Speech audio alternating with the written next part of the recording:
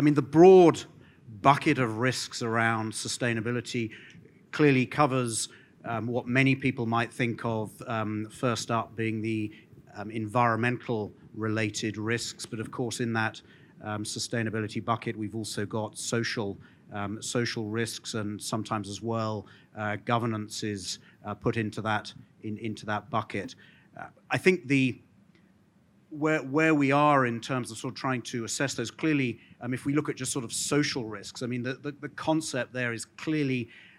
an assessment that if we do things that are not fair to society, and if we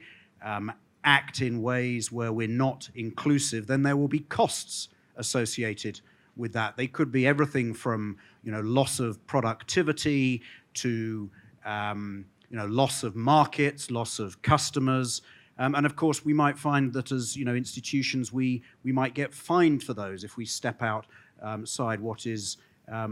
under regulation or law considered to be fair or inclusive. So there's a whole suite of sort of social risks there. I think on the environmental side, again, there are environmental risks related to the things that we are doing or the way we operate our economic system, which we're now recognizing are fundamentally threatening the, let's call them ecosystem services that we all as human beings, and hence our entire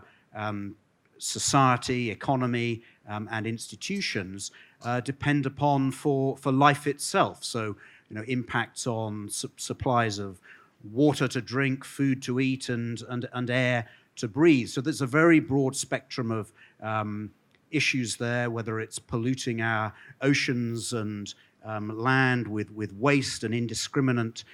usage and disposal of plastic, which of course is very topical, and then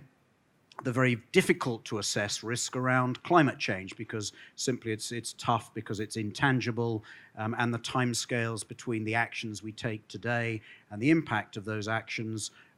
are very long.